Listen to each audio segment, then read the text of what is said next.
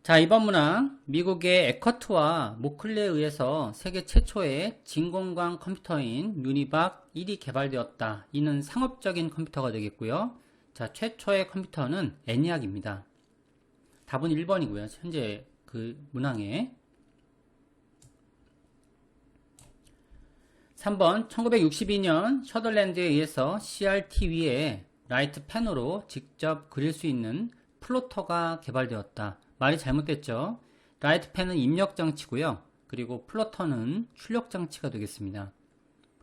4번 1990년 애플사에서 3D 스튜디오를 발표하면서 IBM 호환 계통에서도 컴퓨터 그래픽스의 대중화가 급격하게 진행되었습니다. 자, 애플사에서 만든 건 매킨토시가 되겠죠.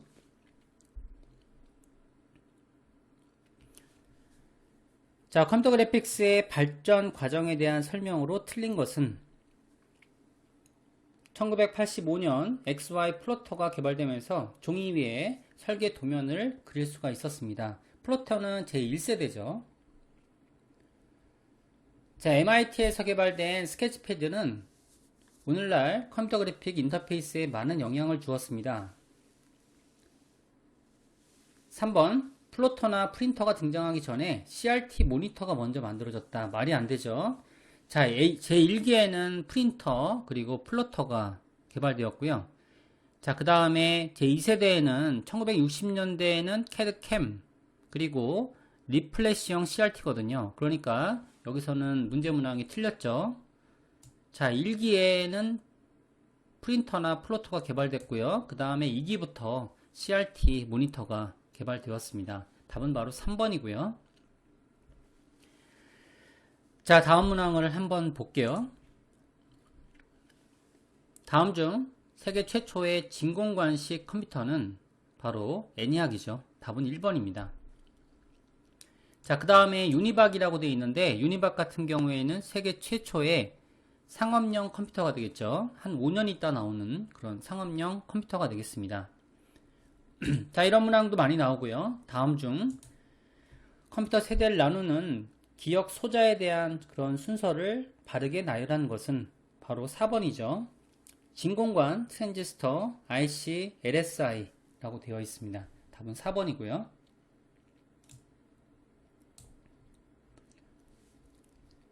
자, 다음 문항을 보게 되면 컴퓨터 그래픽스의 변천 과정이 잘못된 것은 1960년대에 드럼 플로팅 출현, 1960년대 플랫 쉐이딩으로 음영 처리, 1970년대 레이 트레이싱 렌더링 기법을 발표하였습니다.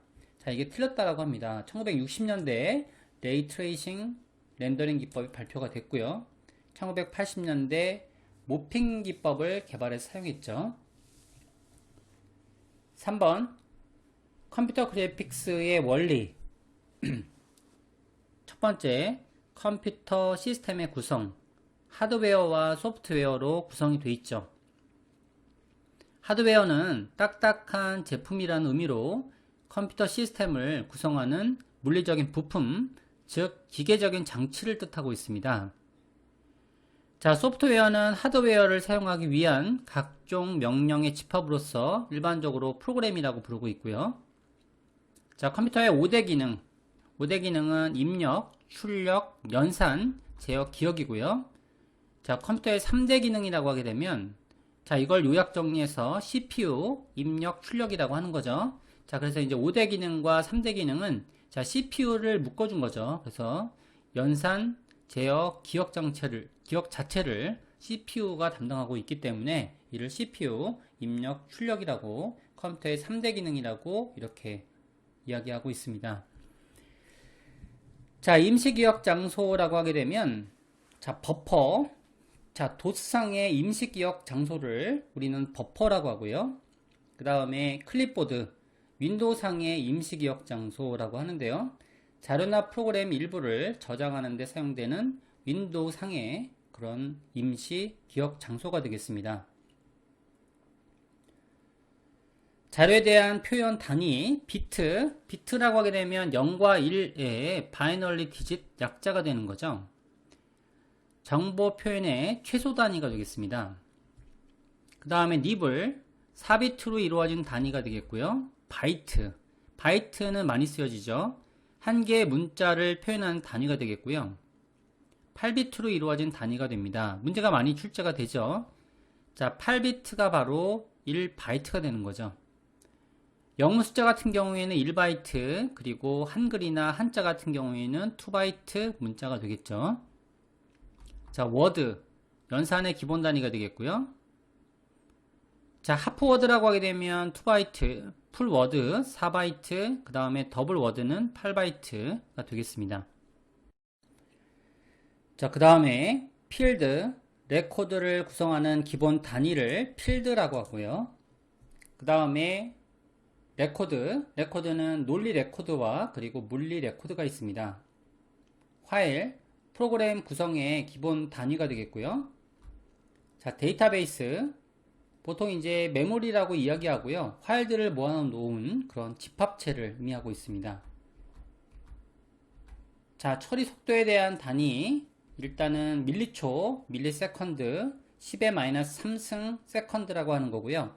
자, 명령어를 처리하는 그런 속도가 되겠고요. 그 다음에 나노초, 마이크로초는 10의 마이너스 6승 세컨드가 되겠고요. 자, 나노세컨드 10의 마이너스 9승 세컨드. 그 다음에 피코세컨드 10의 마이너스 12승 세컨드가 되겠고요. 그 다음에 펜토세컨드 10의 마이너스 15승 세컨드. 그 다음에 아토세컨드 10의 마이너스 18승 세컨드가 되겠습니다. 자, 그 다음에 기억 용량의 단위, 이런 문제도 이제 단순한 문제로서 많이 출제가 되기 때문에 반드시 아실 필요가 있고요. 자, 킬로바이트, 메가바이트, 기가바이트, 테라바이트, 그 다음에 페타바이트라고 있습니다. 자, 1024바이트를 1kB라고 하고요. 이게 10승. 기억 용량에 대한 하드 공간이죠. 그 다음에 1024kB를 1MB, 자, 1024MB를 1GB, 1024GB를 1TB, 1024TB를 1PB라고 합니다. 자, 비트 수에 대한 문자와 색상의 표현의 수에 대해서 알아보겠습니다. 컴퓨터 그래픽스에서 사용되는 색상의 표현 단계는 RGB 방식을 이용하고 있고요. 자, 1비트에 대한 내용이 있죠. 1비트. 1비트는 0이나 1이라고 하고 있고요. 검정이나 흰색 중에서 한 가지를 표현할 때 쓰는 그런 기법입니다. 8바이트. 256 문자나 색상을 표현하는 그런 것이고요. 16바이트. 자, 65,000이 되겠고요. 문자나 색상을 표현합니다. 24비트, 일반적으로 RGB 컬러가 가지고 있는 추르 컬러에 해당이 되고요. 자, 이에 8승으로 구현이 됩니다. 자, 하나의 채널을 RGB 채널이라고 했을 때 하나의 채널이 이에 8승으로 구성돼서 지금처럼 24비트가 되는 거고요. 자, 약 16만 7천 그런 색상을 가지고 있고요. 일반적인 문자나 색상을 표현할 때 사용이 됩니다. 가장 중요하죠. 24비트. 32비트 약 42억 9천 컬러. 자, 문자나 색상을 표현하고요. 그 다음에 32비트는 추러 컬러 이외에 알파 채널이라는 것이 있고요. 여분의 바이트 제어와 특수 효과에 관한 정보를 표현하는 데 사용되는 채널을 우리는 알파 채널이라고 합니다. 자, 여기 문제를 한번 보는 걸로 할게요. 다음 설명 중에서 틀린 것은, 자, 비트는 정보의 가장 작은 양이며 컴퓨터의 정보를 처리할 뿐 아니라 정보를 표현하기 위해서도 사용된다. 맞죠? 자, 1바이트는 8비트이다. 맞죠? 그 다음에 1kB는 1024 바이트이다.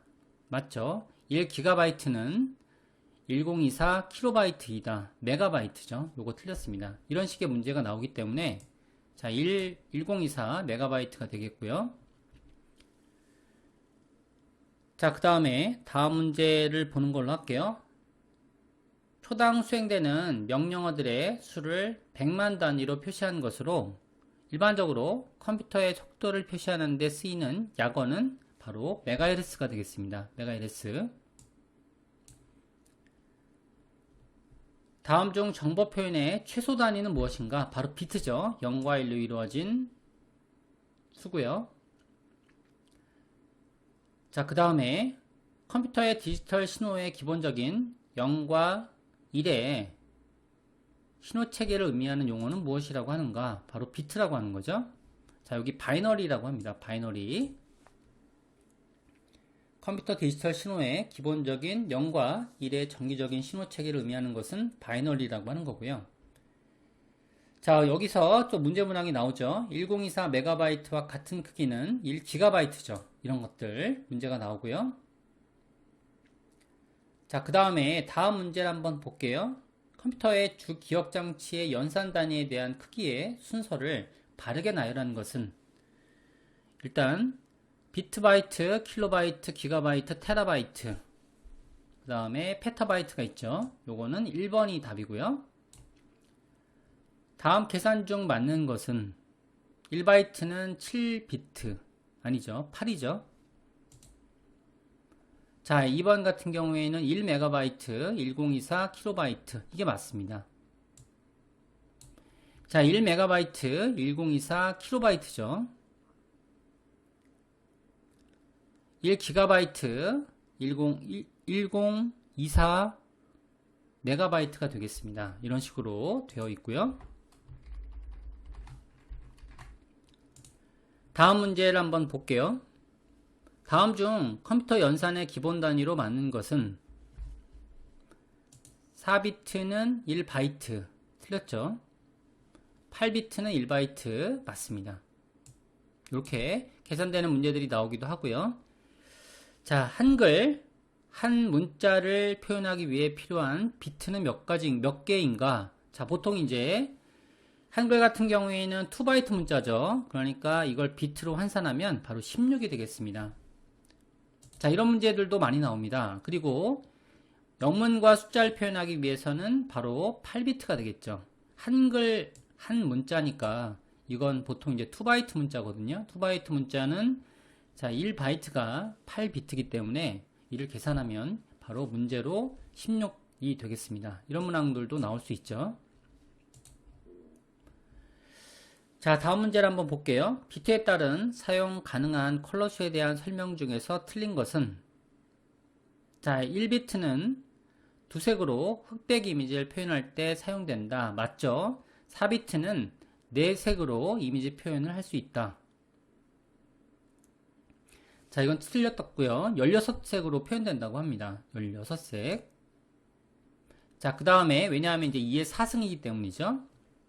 8비트는 총 256단계의 컬러 표현이 가능하다. 맞고요. 24비트는 16만 7천 추르 컬러라고 부른다. 자, 이거는 이제 계산 자체가 2의 4승이기 때문에 16색으로 이미지를 표현하는데 사용이 됩니다. 자, 이렇게 볼 수 있고요.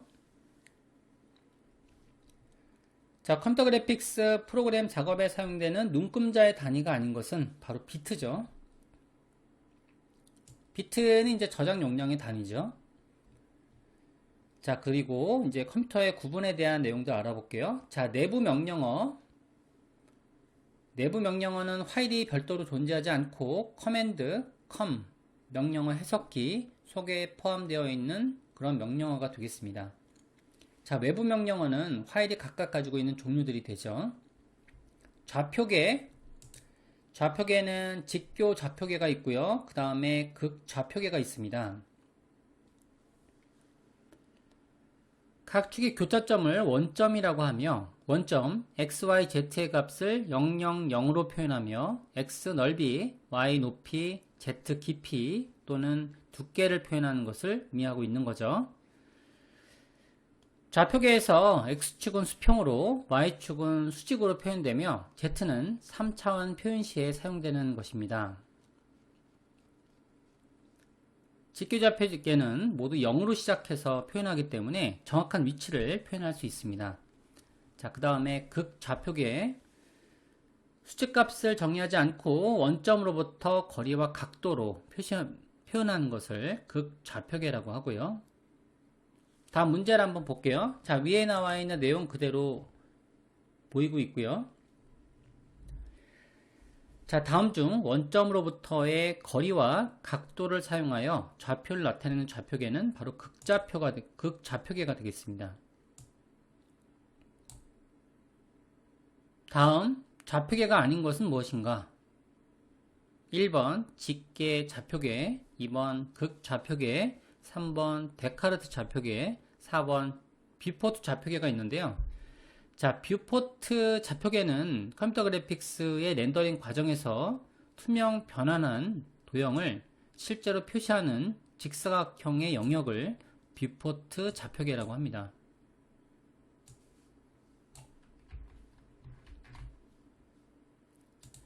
다음 문항을 한번 볼게요.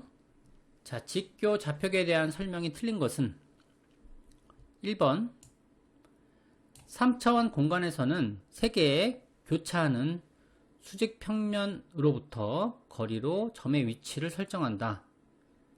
3차원 공간의 원점은 000이며 좌표값에도 음수도 사용할 수 있다.